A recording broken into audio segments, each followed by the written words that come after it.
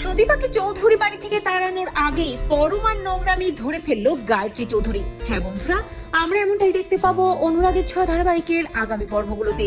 সুদীপাকে medical কলেজে ভর্তি করানোর পর যখন চৌধুরী বাড়িতে ফিরে আসে আদিত্য, তখনই গ্রামের লোকজনের সম্মুখীন হয়।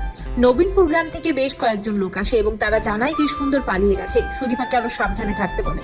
একই সাথে গ্রামের এই লোকজনগুলো এটা বুঝতে পারে সুদীপা এ বাড়িতে ভালো নেই। গায়ত্রী চৌধুরী ৭-৫ কথা বলে তাদেরকে অপমান করতে ছাড়ে না। তবে গায়ত্রী চৌধুরীর কঠিন সিদ্ধান্তের সম্মুখীন হয় আদিত্য এবং সুদীপা। হয় এ বাড়িতে সুদীপা থাকবে, নয়তো সে থাকবে। গায়ত্রী চৌধুরী বাড়ি ছেড়ে চলে যেতে চায়, কিন্তু সুদীপা গায়ত্রী চৌধুরীকে আটকে দেয় এবং একাকী গায়ত্রী চৌধুরীকে গিয়ে বলে, আপনি কেন এই বাড়ি ছেড়ে চলে যাবেন? আমার উপর আপনার বাড়ির ছেলের কোনো অনুভূতি নেই, কোনো ভালোবাসা নেই, শুধু কর্তব্য আছে। আর কিছুদিনের মধ্যে আমিই চলে যাব। আপনি কেন চলে যাবেন এই বাড়ি ছেড়ে? এই বাড়িটা তো আপনার, এই পরিবারটা আপনার। তবে গায়ত্রী চৌধুরী সুদীপাকে বলে 15 দিনের মধ্যে সুদীপাকে সে তাড়িয়েই ছাড়বে। অন্যদিকে সুদীপাও থামে না, গায়ত্রী চৌধুরীকে বলে, ঠিক আছে, দেখি আপনি আমাকে জোর করে কিভাবে তাড়ান। তবে মনে মনে ভাবে সুদীপা, যাক 15টা দিন তো সময় পাওয়া গেল। সুদীপা এরই মাঝে নিজের একটা ব্যবস্থা করে নেবে এবং আদিত্যকে বোঝাবে, সুন্দরের খপর থেকে নিজেকে রক্ষাও করবে, এমনটাই ভাবতে থাকে।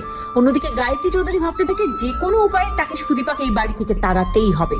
অপরদিকে যেহেতু পরমার বাবা মা পরমাকে নেওয়ার জন্য চৌধুরী বাড়িতে আসে, পরমা কিছুতেই যেতে চায় না। পরমা তার বাবা মাকে বলে সে যাবে না এখন এই বাড়ি থেকে। তখন পরমার বাবা মা বেশ অবাক হয়, ভাবতে থাকে মেয়েটার হলোটা কি, কখনো কাঁদছে, কখনো আবার থাকতেই চাইছে। পরমা কাঁদতে কাঁদতে নিজের ঘরের দিকে আবারও চলে যায়। তবে নিজের ঘরের দিকে যেতে গিয়ে আদিত্যকে দেখতে পায়। পরমা আদিত্যকে গিয়ে জড়িয়ে ধরে এবং আদিত্যকে গিয়ে বলে, আদিত্য আদিত্য, আমি কি করব এখন? আমি কি করে এই বাড়িতে থাকবো? আমার তো একটু ভালো লাগছে না, আবার আমি তোমাকে ছাড়া থাকতেও পারবো না। আমি শুধু তোমার জন্য এই বাড়িতে বউ হয়ে এসেছি। আমার তোমার দাদার প্রতি কোনো অনুভূতি নেই, কোনো ভালোবাসা নেই। আমি তার জীবনটা শেষ করেছি, সাথে নিজের জীবনটাও শেষ করেছি। ঠিক তখনই সেখানে গায়ত্রী চৌধুরী এসে দাঁড়ায় এবং পরমা আর আদিত্যরই ঘনিষ্ঠ দৃশ্য দেখে গায়ত্রী চৌধুরী চমকে যায়। পরমা আদিত্যকে জড়িয়ে ধরে থাকে।